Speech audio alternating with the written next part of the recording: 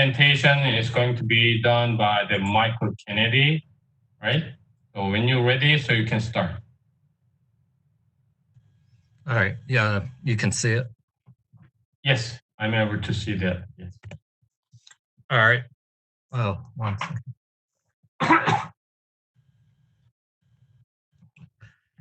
All right. Hello. My name's Michael Kennedy, and my project was to create a property management website with a distributed backend.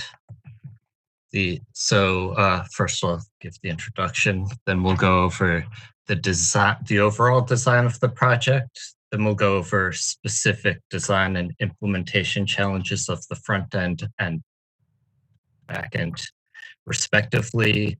And then in my conclusion, I'll tell you what I learned through the project. All right. So the objective was to create a web application that help manages rental properties.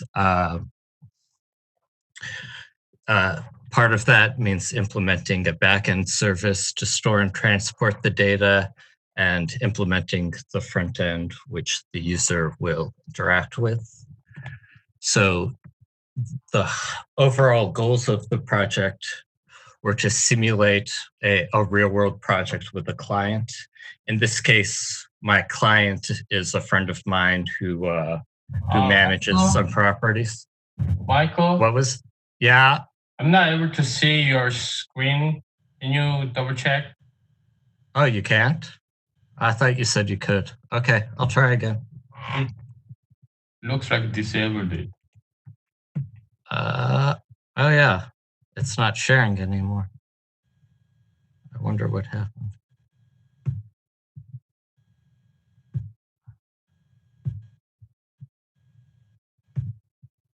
Can you see it now? It's sharing now, so okay. A second.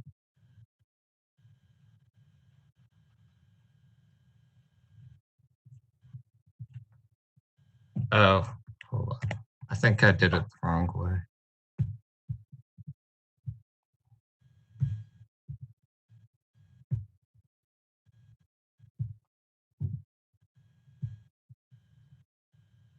All right, so it looks okay now. All right, do you want me to start over or just keep going? You can continue. All right, yeah. So, all right, I'll start this slide over. So yeah, so the goal of this project was to simulate a real world project with the client. In this case, my client is a friend of mine who manages some properties for a small local company. So that's why I picked property management as my domain, because I knew somebody who worked in the field who would work with me. Other goals are to learn both front end and back end web development, more than I could learn in school. It's different when you set aside a large chunk of time working on an individual project like this. And I also wanted to get more into designing projects, because I think that'll be a big help in the future. So the more low-level technical goals is to create design documentations, create the front end using a single-page application framework, and implement the back end using a distributable services pattern. So yeah, as I said, I chose distributable services because they scale really well, and they also lead to situations where you can use loose coupling, which means that each service is independent of each other, and they don't really know anything about each other than what's presented in the external API, but they don't know anything about the internal implementation, which means, each service could be implemented in a different language or using different frameworks if it's the same language. It adds a lot of flexibility in that regard.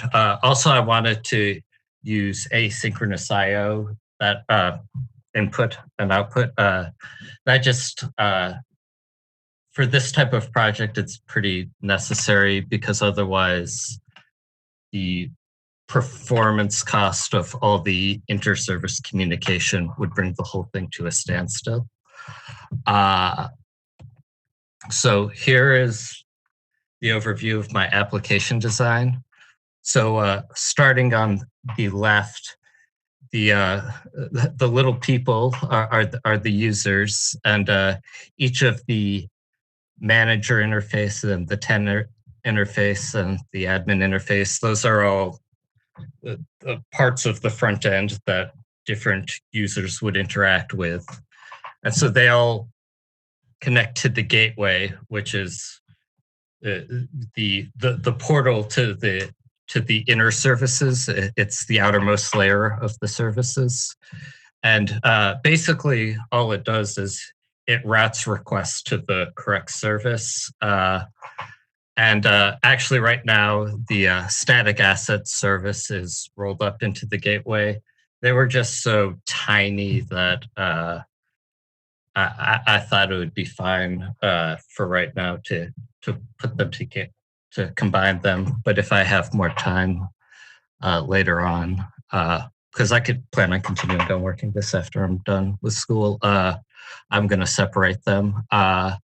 So then at the bottom, there's the authorization service. That does what you think it does. It stores authorization information in a database and then allows other services to access that to, so users can log in or to protect specific routes that are only for users of a certain role, for an admin or a manager.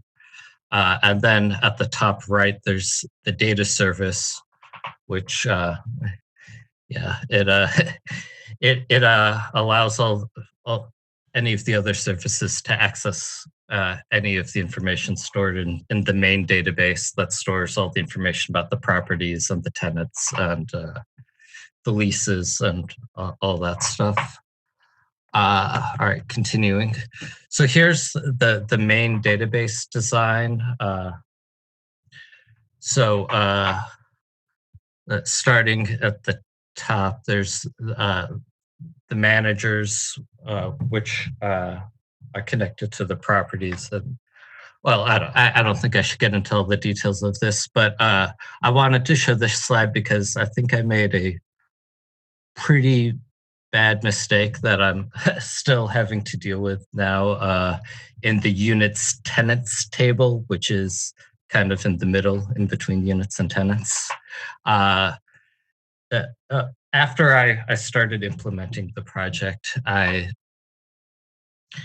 think it would have been better to have a lease table there and then have a lease tenants relationship, just because I think that would have more smoothly organized the way the data is handled. But I didn't recognize that until fairly late into the project. All right, continuing. So here's the front end.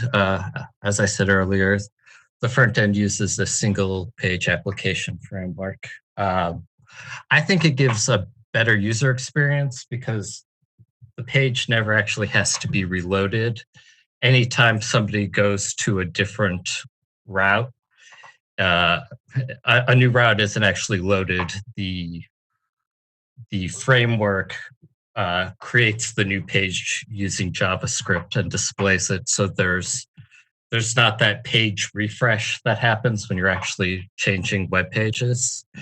Also, it allowed me to separate concerns. I didn't have, on the backend side, I didn't have to worry about a templating engine or passing code, what data needed to be passed to the template engine or any of that.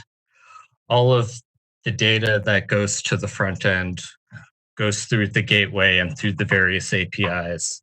It makes it very clean, I think.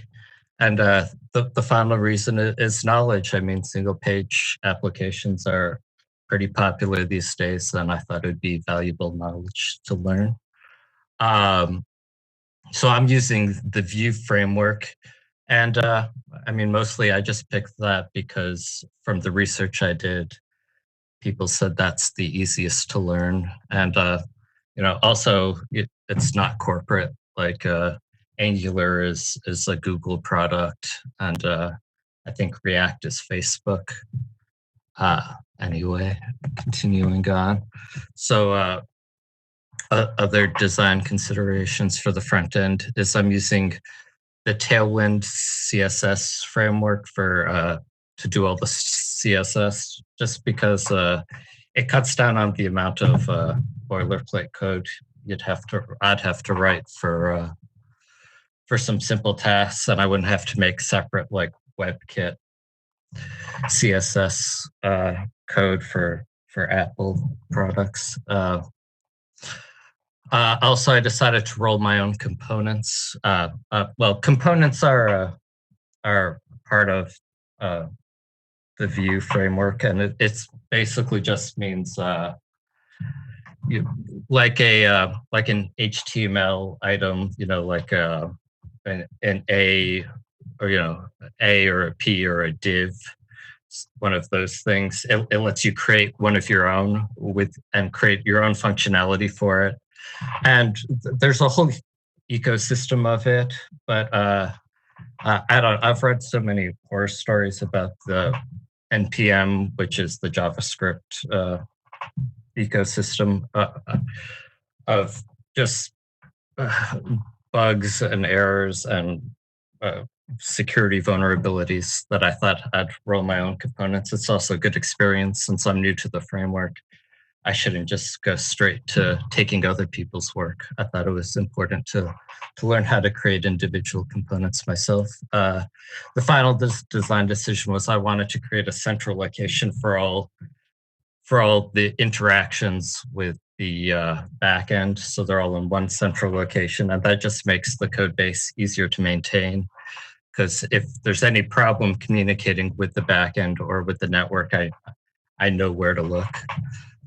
Okay, so this is a picture of the main administration view.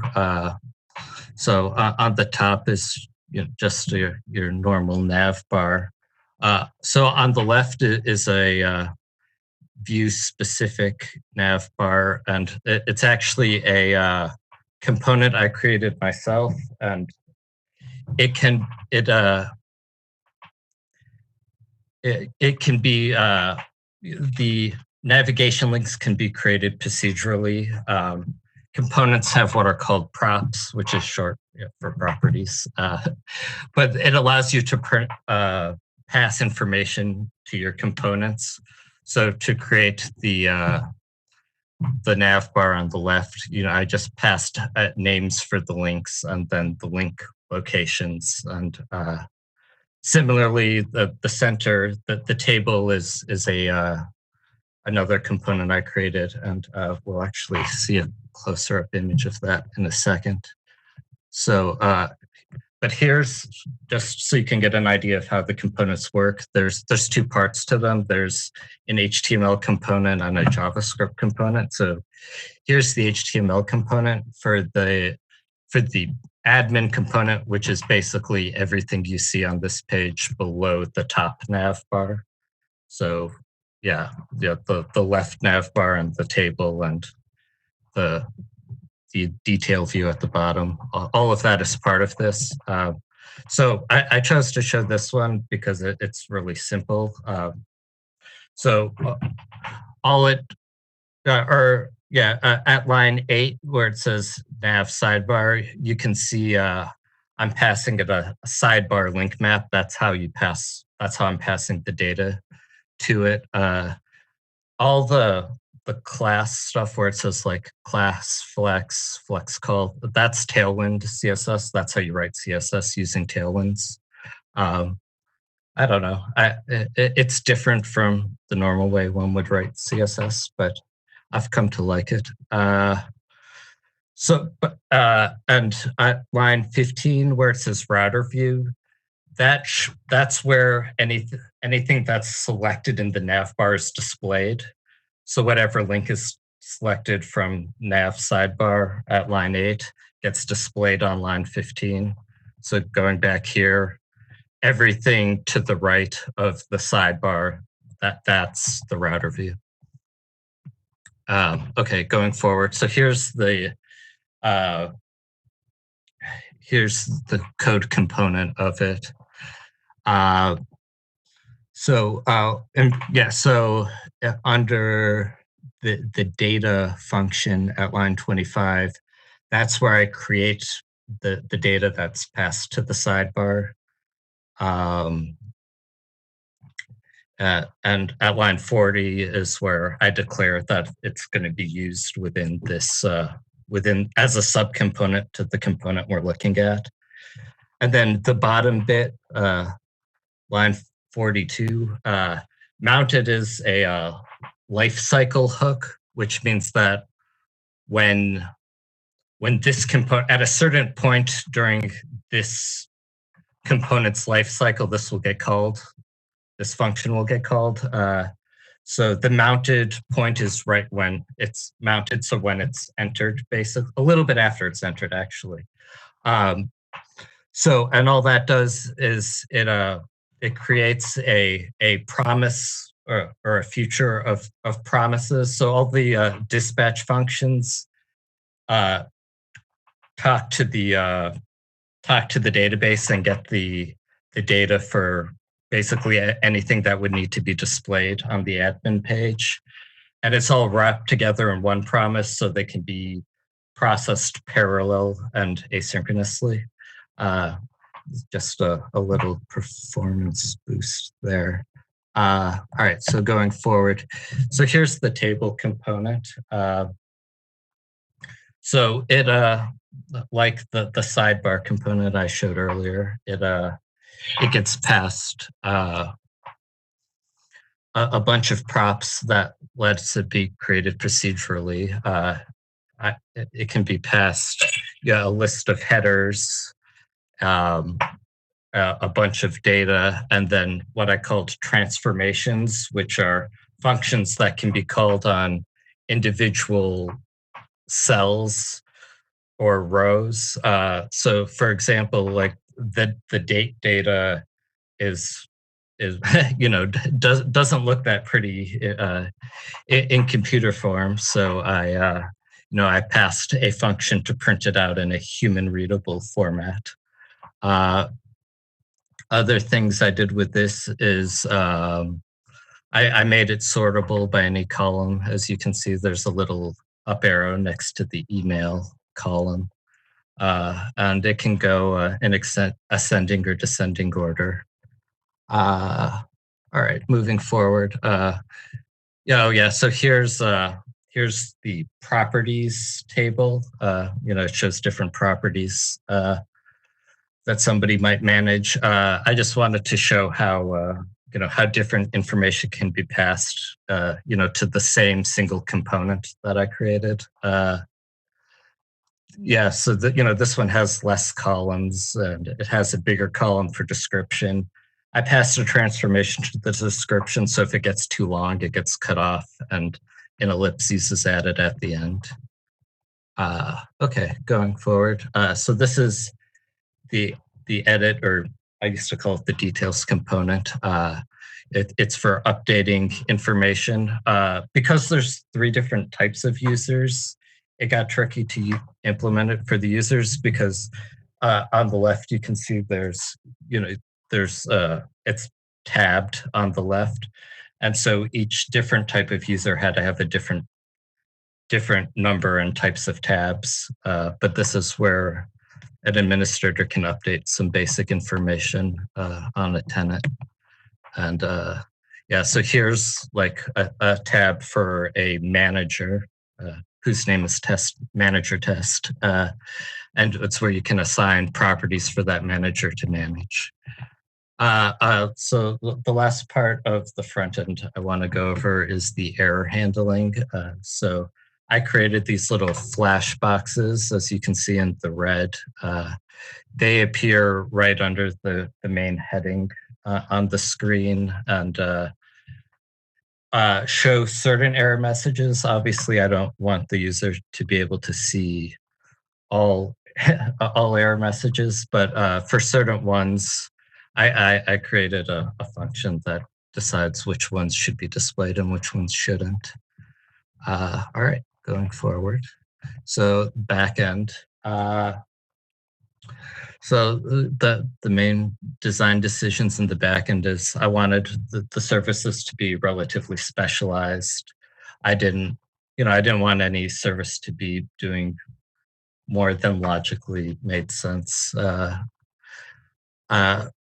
And oh yeah, so for each of the databases, I wanted them to talk to just one single service whose sole job it was to talk. Well, maybe not sole job, but whose job it was to talk to that database. That just helps in case there's any database inconsistencies. Then you know that all operations that to edit the database went through one single area, and it makes debugging those kind of errors easier. The final decision I made was to let all the services be configurable with configuration files. I know that's not like something groundbreaking or anything. It's just not something I'd ever implemented before. So it was just a personal goal of mine. I used to use environmental variables to do configuration, but I wanted to do it from a file this time. So this is the file structure of the data service, I believe. Yeah. And sorry, it was too long, so I had to split it in half. That line going under source, you have to imagine, continues on the right-hand side image. But I'm showing you this because we're going to be going through like one file for each of these folders. So yeah, the projects or this service is kind of divided into the database code, the handlers, which is the HTTP request handlers, and the model. So going forward. So this is what the configuration file looks like. Oh, I guess I forgot to mention all the backends is written in Rust, and when you're configuring a Rust project, you use the TOML file type, and so that's what this configuration file is. It's a TOML file. But so the top part is configuring the service itself, and under PG, that stands for Postgres, it's configuring the communication with the Postgres database. All right, so this is the main function for basically all the services. They look pretty similar to this. So at the top, it's the one that says 24 in blue. So the Actix, that basically creates an asynchronous runtime to run the whole program in. So as you can see underneath it, that means the main function for the program is an asynchronous function. For people who haven't seen Rust code, you put the output of your functions at the end, so or the return type. So this returns a result. So going down, it sets up the logging, and then it creates a pool of connections to the database. And then at line 7, that's where the server itself's created. So for one app is multiple of these apps are created. It defaults to the number of cores you have on your system. So on mine, I think it would be 8. So it creates a clone of the connection to the pool. So it doesn't create separate pool connections, it creates a clone of the reference to the pooled connections, I guess, for each of the apps, and sets some default headers for the outgoing requests. The wrap functions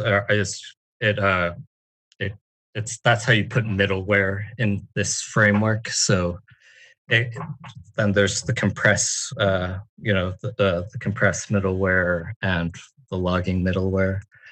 Below that is where the routes are configured, which we'll see in a second. Or actually, we'll just see now. I don't need to explain the rest of this. Yeah, so this is a part of one of the route. There's a lot more than I could fit in one screen, so I thought I'd just show a close-up of one. And actually, we're going to be following one of these routes, from the top land all the way to the database level. But yeah, so this is how you set up the separate handlers for each route. All right, so yeah, so this is the handler for the get by ID request. So going back, if you see on line 24, the ID is in curly brackets. That allows you to extract that section of the path. So over here on line 13, where it says ID web path, that's it extracting the ID from the request path. And then at line 10, it's getting a client out of the database client pool. And then below that, we're actually doing the database access, and that's the function we're going to look at next. At the bottom, it's just returning a successful request as JSON. Oh, you can see at the bottom, or not at the bottom, at the right-hand side of some of these functions, a little question mark. That's how some forms of error handling is handled in Rust, and I don't really want to get into too much of the specifics of it, but like if there's an error that happens, the question mark will basically force the function to return as an error, and there will be a different return. So by the time we get to the bottom, we know everything's okay, and it'll return the right information. Going forward, so yeah, so here's how the database access works. It just creates a little query, and which will return a row, and then the row is transformed into the model tenant full. The full just means that it's the tenant plus some joins in the database to get other information related to the tenant. So we can see how that's done here. At the top at line 6, that's just the data held for a tenant, and then starting at line 6 before my cursor. The lines are in relation to where my cursor was when I took the screenshot. So starting at the bottom line 6, that's converting each column in the row that was returned in the previous screenshot into into the model specific data, and then it returns. So basically, I showed you all that to show how after many iterations, I was able to get the internal code really clean. Before, all of that was a jumbled mess, and also so you can see how it works. So yeah, in conclusion, first I'll go over what went wrong. It's not quite finished. I probably need another 2 to 3 weeks of actual coding time to finish it up. But like I said, I plan on continuing to work after the semester's over. I had to do a lot of rewrites of the API and of the database schema. I'll talk about that right here. Yeah. What the lessons I've learned, and that's design and documentation is so important when creating a bigger project like this. I mean, this is bigger for me. Like, so the two design documents that I showed you towards the beginning of this presentation, I used so much during the implementation and were so helpful. And the areas where I didn't create those design documentations, like the service APIs and even like the layout internally of each service, like I had to refactor those so many times. So yeah, I just wish I'd spent more time at the start creating good design documentation. I also talked about how I could have spent more time thinking about the database design with the leases. So other things I learned, the importance of testing. For the authentication service, I wrote tests for every route handler. And it was a lot of work, but it meant anytime I had to do some refactoring, it was so much easier. I could run the test and I could see what was failing and what wasn't. Other lessons learned is, I mean, I think this was probably too much project for the 3 months or so I had to do it. But I mean, I don't know. I think that's kind of good. It was a good challenge. But I do tend to underestimate the time required to complete things. Yeah, I've talked about refactoring, how better design documents could have helped that. And yeah, like when I was going through the backend code, like creating layers of abstraction over the, like over the database and the handlers and stuff just made writing the code so much, or reading the code and then future refactorings of the code so much easier. So yeah, layers of abstraction is super important in bigger projects. And that's it. Any questions? Questions, please. I had a question. Yeah. Is Rust a type of programming language? Yeah. It's it was created by somebody who works at Mozilla, the people who make Firefox, back in like 2010, and it's like a lower level, like C or C++ level language, but with modern syntax and some safety net that C or C++ doesn't have. But it compiles to native code. Mm-hmm. I have a question. I noticed that there's the CSS and some of the other components that you use. Did you run into any compatibility issues on the interface with different browser types, or did those components handle all the different browser types fairly well? Well, I only checked in Firefox and in Chromium, which is an open source version of Chrome, and they worked fine there. I don't have access to Apple products, so I couldn't check Safari. And I don't think anybody still uses Internet Explorer, but I didn't check. So yeah, I just checked the two. Okay, thanks. Anybody else? So I have one simple question. So all right, so you said you use Rust, right? So yeah. So if you are thinking about maybe the server side program language, then probably the PHP might be more popular, right? So could you explain why you have chosen or why you choose using Rust instead of PHP for the server side program language? Well, I would never use PHP. Well, I wouldn't say that. I hate PHP. I think it's like, I don't know. Maybe if I learned it better, but I only learned it peripherally and for a class. here. So I've never really used it on my own for fun, but I really don't like it as a language. So I used Rust because it, like I said, it compiles to native, binary code, a native executable. So it's fast. It has really low, like each of my services takes like 5 megabytes or less of memory in RAM.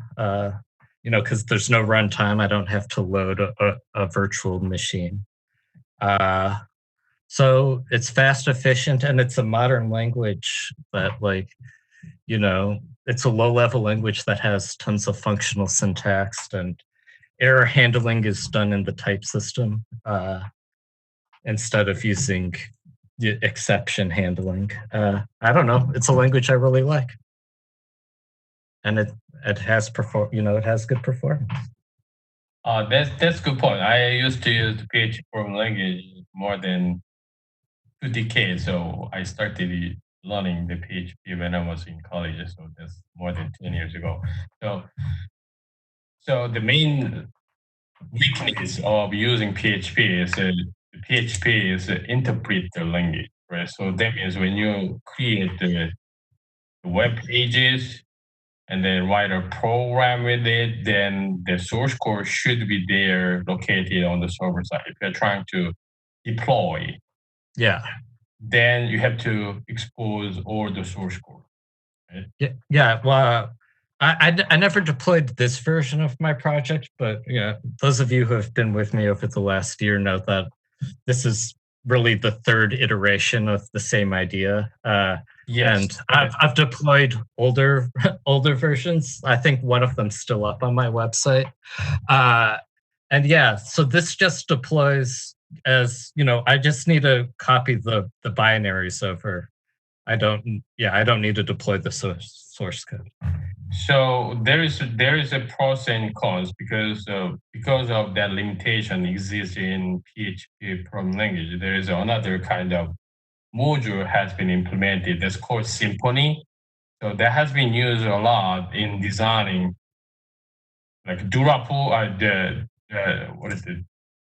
Drupal, I think. Yeah, Drupal. So all the web pages designed like using Drupal or similar kind of components, right? So that has been designed with the Symfony. Symfony is simply the same thing, like compiled components. Like instead of you are deploying the original PHP source code, it actually does the compilation and then releasing as binary. Anyway, so you can just have a look more, maybe decide what if you want to be a web programmer, then which direction might be the good choice. It's going to be a good decision you should make. I'm planning to learn some of the Java frameworks next, I think, because they seem to be pretty popular in the job market from what I've seen. Yes, that's. I have one more question. Can you talk a little bit about the environment, your web application server, your app server, your web server? Are you using a what environment? It looks like it might have been Linux. Can you talk about those? Well, yeah. So, well, I mean, I develop on a Linux machine anyway, but my personal server, the one that I've deployed earlier iterations of this project to, is a DigitalOcean server, and yeah, it just runs on whatever the latest long service release of Ubuntu server is. So probably 1804, I think. So yeah, it runs on the Linux environment. And what's the application server that you deployed your web services to, and the web server that your web application is running on? Well, it's not like an application. Like I made the application servers. That's the backend code. So I've just deployed it like directly to the server. I mean, when you rent like a DigitalOcean server, they just well, I think there's ways where you can like get services from them to do stuff for you, but I didn't do that. Like I created the database on the server and I copied all the binaries over and I ran it. Yeah, that's well, it wasn't that simple. I had to set up security TLS. So there was a whole process of getting certificates and getting those into the containers. That was a mess. But are you saying you wrote your own web server? Well, yeah, I didn't really write. I used a framework to create one. Like the backend framework I was using does most of the actual networking code. But yeah, yeah. What I created were servers. Each of those services could be an independent server, basically. Okay. Thank you so much. And then let's move on to the next presentation.